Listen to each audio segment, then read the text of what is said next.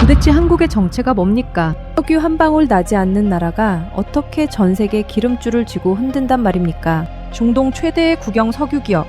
그 난공불락 같던 상황실이 순식간에 공포와 경악에 휩싸인 아비규환으로 변해버렸습니다. 수십 년간 전 세계 에너지 시장을 호령하며 자만심에 가득 찼던 오일머니의 거물들이 지금 사시나무 떨듯 떨며 믿기지 않는 현실 앞에 절규하고 있는 겁니다.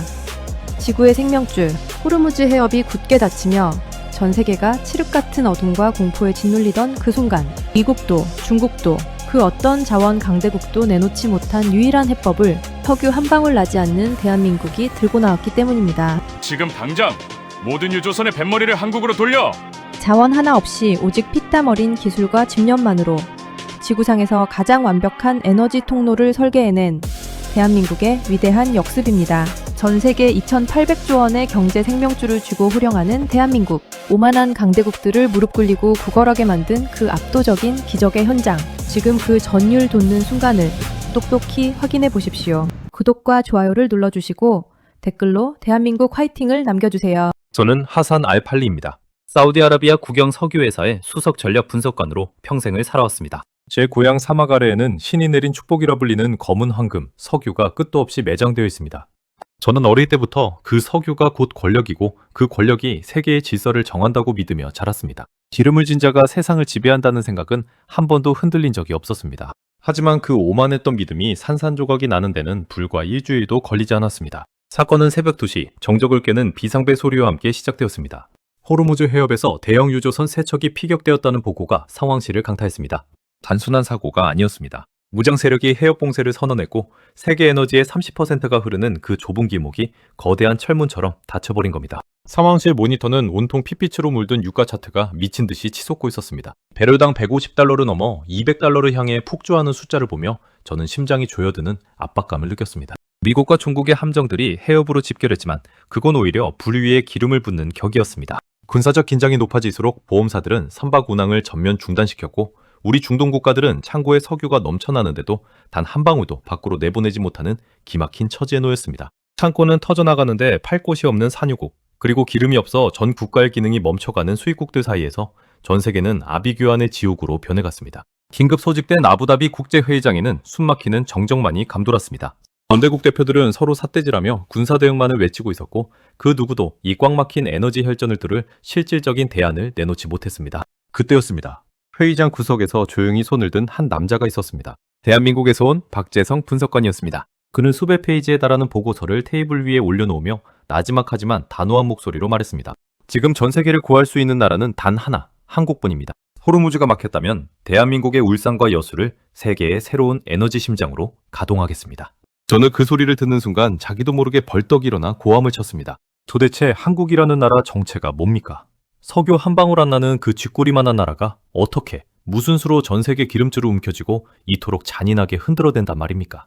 박 분석관, 지금 농담하는 겁니까? 자원도 없는 나라가 무슨 수로 이 거대한 위기를 막는다는 거죠? 제 냉소적인 질문에 박 분석관은 피하지 않고 제 눈을 똑바로 응시했습니다. 알팔리 씨, 에너지는 자원만으로 움직이는 게 아닙니다. 그것을 받아내고 정제하고 다시 전 세계로 뿜어낼 수 있는 시스템이 진짜 힘입니다. 상공은 지난 50년 동안 오늘 같은 날을 위해 그 시스템을 준비해왔습니다. 그의 목소리에는 흔들림 없는 확신이 서려 있었습니다. 자원이 권력이라 믿었던 저의 상식이 뿌리째 흔들리기 시작한 건 바로 그 순간이었습니다. 전 세계의 생존이 걸린 2,800조 원 규모의 거대한 도박. 그 무모해 보이는 제안이 채택되는 순간 역사는 우리가 전혀 예상치 못한 방향으로 흐르기 시작했습니다. 회의실을 가득 채웠던 그 무거운 침묵을 저는 지금도 잊지 못합니다. 박재성 분석관의 제안은 미친 짓처럼 들렸지만 이미 벼랑 끝에 몰린 세계 각국의 대표들은 홀린 듯 그가 가져온 위성사진과 데이터에 매달리기 시작했습니다. 저 역시 반신반의하는 마음으로 그의 뒤를 따라 한국행 비행기에 몸을 실었습니다. 제 눈으로 확인하기 전까지는 도저히 믿을 수 없었기 때문입니다. 하지만 울산공항에 발을 내딛는 순간 저는 제가 알던 세상의 상식이 통째로 뒤집히는 충격을 맛봐야 했습니다. 차창 밖으로 펼쳐진 풍경은 단순한 공업도시가 아니었습니다. 그것은 도시 전체가 하나의 거대한 강철 심장처럼 고동치고 있는 초현실적인 광경이었습니다. 끝도 없이 이어진 은빛 저장 탱크들은 마치 거대한 군대처럼 산등성이를 따라 늘어서 있었고 그 사이를 수만 개의 파이프라인이 혈관처럼 촘촘하게 연결하고 있었습니다. 안내를 맡은 한국 측 관계자는 덤덤하게 말하더군요. 이곳 울산 정유 클러스터는 단위 면적 대비 세계 최대의 처리 능력을 갖추고 있습니다. 하루에만 340만 배럴의 원유를 정제할 수 있죠. 그 숫자를 듣는 순간 머릿속이 하얘졌습니다. 현삽 80만 배럴.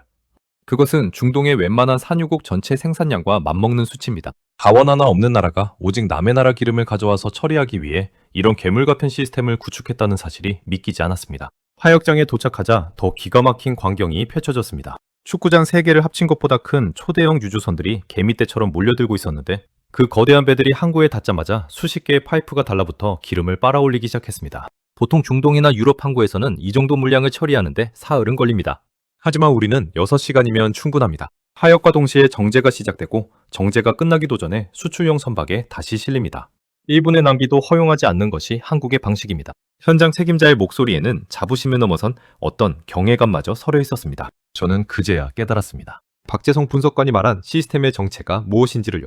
그것은 단순히 공장을 지은 것이 아니라 50년 동안 기름이 없으면 우리는 죽는다는 절박함으로 갈고 닦은 한국인들만의 생존 본능이었습니다. 더욱 경악스러운 것은 한국의 비축 능력이었습니다. 지하 깊숙한 곳에 설계된 거대한 안반 저장고에는 전 국민이 반년을 쓰고도 남을 1억 8천만 배럴의 석유가 잠자고 있었습니다. 전 세계가 에너지 대란으로 촛불을 켜야 할 때 한국은 이미 전 세계의 숨통을 틔워줄 거대한 에너지댐을 완성해 놓고 있었던 겁니다. 저는 울산의 밤거리를 비추는 화려한 불빛들을 보며 온몸에 소름이 돋았습니다. 우리가 자원의 양을 자랑하며 거드름을 피우는 동안 이들은 자원을 다스리는 기술의 성벽을 쌓아올린 것이었습니다. 석유 한 방울 나지 않는 나라가 어떻게 전 세계에 기름줄을 쥐고 흔드느냐고 화를 냈던 제 자신이 한없이 부끄러워졌습니다. 한국은 기름을 가진 나라보다 더 무서운 나라였습니다. 기름이 어디로 흐르지, 얼마나 빨리 흐르지, 그리고 그 가치를 어떻게 극대화할지를 결정하는 지구 에너지의 관제탑이 바로 이곳이었으니까요. 2,800조 원의 경제 효과라는 말이 결코 과장이 아니었음을 저는 그 거대한 파이프라인의 울림을 통해 뼈저리게 느끼고 있었습니다.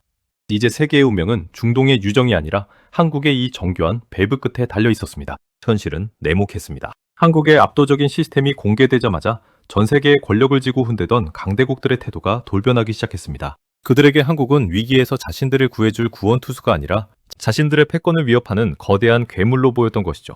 미국과 중국은 유례없는 공조체제를 구축하며 한국을 압박해왔습니다. 에너지 운영권은 특정 국가가 독점해서는 안 된다. 한국의 정제기술은 안보상의 이유로 국제사회가 공동관리해야 한다는 말도 안 되는 논리를 들이미며 한국의 기술을 통째로 집어삼키려 들었습니다. 하지만 그들의 오만함은 한국인들의 진짜 힘을 모르고 하는 소리였습니다. 박재성 분석관은 회의실 테이블을 강하게 내리치며 사자처럼 포효했습니다. 우리가 50년 동안 피땀 흘려 만든 시스템입니다. 자원 하나 없이 맨손으로 일궈낸 이 기술을 당신들이 위기라는 이름으로 강탈하겠다는 겁니까? 절대 안 됩니다. 한국의 문을 열지 말지 결정하는 것은 오직 대한민국 국민뿐입니다.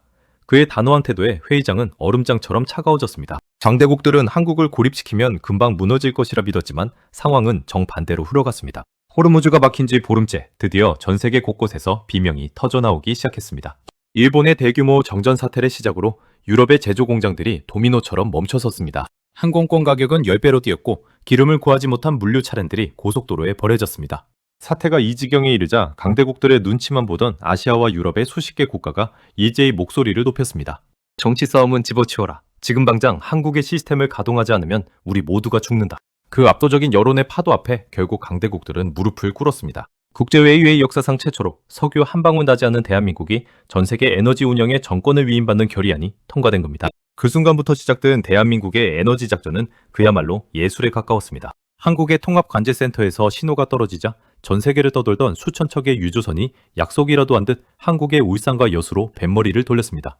거대한 배들이 항구에 줄을 지어 들어오고 한국의 정교한 파이프라인이 24시간 풀가동되며 전 세계로 보내 정제유를 쏟아내기 시작했습니다. 놀라운 반전은 여기서 끝이 아니었습니다. 모두가 한국이 이 기회를 틈타 엄청난 폭리를 취할 것이라 예상했습니다. 하지만 한국 정부는 선언했습니다. 우리는 이 위기를 돈벌이 수단으로 삼지 않겠습니다. 모든 정제와 공급은 국제 표준 원가로 진행합니다. 다만 한국의 시스템을 믿고 협력한 나라에 우선권을 주겠습니다. 이 결단은 전 세계를 충격에 빠뜨렸습니다. 돈보다 신뢰를, 패권보다 인류의 생존을 먼저 생각하는 한국의 품격 앞에 그동안 한국은 무시했던 강대국들은 고개를 숙일 수밖에 없었습니다. 배럴당 200달러를 넘보던 국제유가는 한국이 본격적으로 물량을 풀기 시작한 지 단 48시간 만에 수직 하락하며 안정을 잡기 시작했습니다. 전 세계 뉴스 헤드라인은 일제히 바뀌었습니다. 지구의 심장을 다시 뛰게 한 한국. 2,800조 원의 경제 효과를 포기하고 신뢰를 택한 위대한 나라. 저는 그 현장을 지켜보며 온몸에 전율이 돋았습니다. 우리가 자원을 움켜쥐고 세상을 협박하려 할 때 한국은 스스로를 희생하며 세상을 구하고 있었던 겁니다. 이것은 기술의 승리를 넘어선 품격의 승리였습니다. 운명의 날이 밝았습니다. 대한민국 정부의 가동명령이 떨어지자마자 전 세계 에너지 지도는 그 유래를 찾아볼 수 없을 만큼 역동적으로 재편되기 시작했습니다. 저는 그 역사적인 현장을 직접 목격하기 위해 울산의 통합관제센터 대형 스크린 앞에 서 있었습니다. 그곳에서 본 광경은 제 평생의 상식을 뒤엎는 전율 그 자체였습니다. 푸른 바다 위에 찍힌 수백 개의 점들, 호르무즈 해협에서 길을 잃고 방황하던 거대한 유조선들이 마치 자석에 이끌리듯 일제히 대한민국 동해안을 향해 거대한 V자 대형을 그리며 몰려오고 있었던 겁니다. 지금 이 시각부터 울산과 여수의 모든 정제 라인을 120% 가동합니다. 전 세계가 우리를 지켜보고 있습니다. 단 1초의 오차도 허용하지 마십시오. 박재성 분석관의 서슬퍼런 명령이 떨어지자 정적 속에 잠겼던 거대 클러스터가 거친 숨을 내뱉으며 깨어나기 시작했습니다. 수천 킬로미터에 달하는 파이프라인이 뜨거운 원유를 머금고 요동쳤고 정제타워에서는 밤낮을 잊은 불꽃이 하늘을 찔렀습니다. 장대국들이 자원도 없는 한국이 어떻게 그 많은 분량을 감당하느냐며 비웃었지만 한국은 말 대신 숫자로 그들을 압도했습니다. 한 번에 200만 배럴을 싣는 초대형 유조선 VLCC이 항구에 들어서면 보통의 국가들은 하역에만 사흘을 꼬박 잡아먹습니다. 하지만 한국은 달랐습니다. 세계 최고의 조선 기술로 직접 설계한 하역 시스템은 마치 정밀한 수술을 집도하는 로봇처럼 움직였습니다. 거대한 빨대 같은 암들이 선박에 달라붙자마자 엄청난 속도로 기름을 빨아올렸고 그와 동시에 정제가 완료된 휘발유와 경유가 반대편 파이프를 통해 다른 배로 옮겨졌습니다. 하역과 정제 그리고 재수출이 단 하나의 공정처럼 매끄럽게 맞물려 돌아가는 이 광경은 제가 30년간 중동 현장에서 보았던 그 어떤 첨단 시설보다도 압도적이었습니다. 이 기적 같은 효율성이 만들어낸 가치는 실로 어마어마했습니다. 전 세계 물류가 멈춰서며 발생할 뻔한 2,800조 원 규모의 경제 손실이 오직 한국이라는 이 정교한 에너지 허브 덕분에 하나둘씩 지워지기 시작한 겁니다. 유가가 $2 떨어질 때마다 전 세계 서민들의 가계부가 살아났고 멈춰섰던 독일의 자동차 공장과 미국의 반도체 라인이 다시 돌아가기 시작했습니다. 그때였습니다. 하역을 마치고 다시 대양으로 나가는 유조선들이 약속이라도 한 듯 울산 앞바다에서 길게 백고동 소리를 울리기 시작했습니다. 한 척, 두 척, 수십 척의 선박이 내뱉는 그 웅장한 울림은 단순한 신호가 아니었습니다. 그것은 절망에 빠진 지구를 구원한 이름, 대한민국을 향해 전 세계 선원들이 보내는 경의의 찬사였습니다. 저는 그 거대한 백고동 소리가 제 가슴을 때릴 때마다 눈시울이 뜨거워지는 것을 느꼈습니다. 석유 한 방울 나지 않은 이 나라가 도대체 어떤 마음으로 이 거대한 성벽을 쌓아 올렸기에 전 세계가 이토록 간절하게 이 땅에 기대고 있는 것인지 저는 비로소 깨닫기 시작했습니다. 모든 폭풍이 지나가고 호르무즈 해협의 빗장이 다시 열리던 날, 아부다비 국제회의장에는 전례 없는 풍경이 펼쳐졌습니다.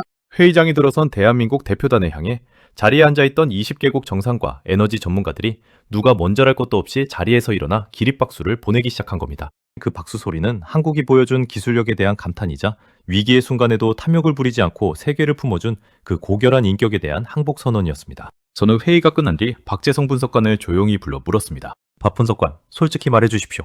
한국은 어떻게 이런 말도 안 되는 미래를 준비할 수 있었던 겁니까? 자원도 없는 나라가 어떻게 이런 담대한 설계를 할 수 있었느냐 말입니다. 제 물음에 박 분석관은 창밖의 지평선을 바라보며 잠시 침묵하더니 떨리는 목소리로 대답했습니다. 알팔리씨, 이 시스템은 머리 좋은 박사들이 만든 게 아닙니다. 50년 전 중동의 살인적인 모래바람 속에서 가족을 위해 피땀 흘려 외화를 벌어오셨던 우리 아버지들의 땀방울이 그 초석입니다. 독일의 차가운 광산막장에서 베트남의 뜨거운 정글에서 그분들이 목숨 걸고 벌어온 그 돈 한 푼 한 푼을 아끼고 모아 이 나라 어르신들이 내 자식들에게는 절대로 가난과 서름을 물려주지 않겠다며 이악 물고 지어올린 것이 바로 이 정유탑들이고 파이프라인입니다. 그의 말을 듣는 순간 제 머릿속에는 흑백 필름처럼 한국의 과거가 스쳐 지나갔습니다. 가진 것 하나 없어 사람이 자산이 되어야 했던 나라. 1973년 오일 쇼크 때 기름 한 방울이 없어 공장문을 닫고 눈물을 삼켰던 그 가난한 나라가 50년이라는 세월 동안 얼마나 처절하게 스스로를 채찍질하며 준비해왔을지 감히 상상조차 할 수 없었습니다. 한국인들이 쌓아올린 것은 단순히 철광과 시멘트가 아니었습니다.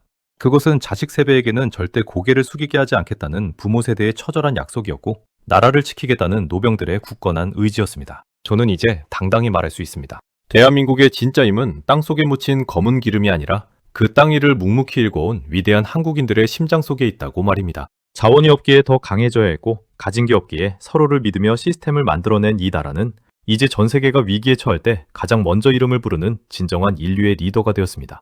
고국으로 돌아가는 비행기 안에서 저는 일기에 이렇게 적었습니다. 나는 오늘 자원을 가진 자의 오만함을 버리고 신뢰를 쌓아올린 나라의 위험을 보았다.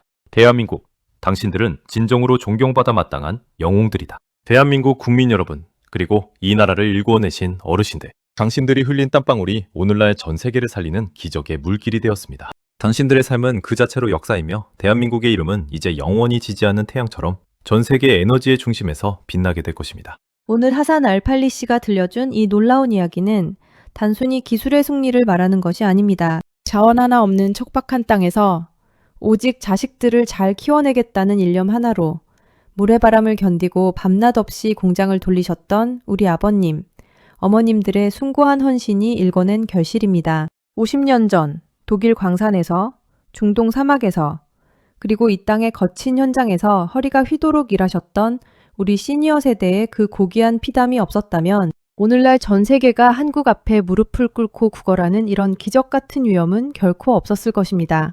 여러분이 바로 대한민국을 지탱하는 가장 거대한 에너지이며 전 세계가 부러워하는 진정한 자부심입니다. 이 영상이 여러분의 가슴 속에 뜨거운 자긍심으로 남았다면 대한민국을 향한 응원의 마음을 보태주십시오. 그리고 댓글로 오늘 사연을 보며 느끼신 여러분의 소중한 지혜와 감동을 나누어 주시길 부탁드립니다. 여러분의 따뜻한 공감 한마디가 이 채널을 지탱하는 가장 큰 힘이 됩니다. 오늘도 가족을 위해 그리고 이 나라를 위해 한 평생을 묵묵히 버텨오신 여러분, 진심으로 존경합니다. 당신의 그 거룩한 삶은 그 자체로 존경받아 마땅한 위대한 유산입니다.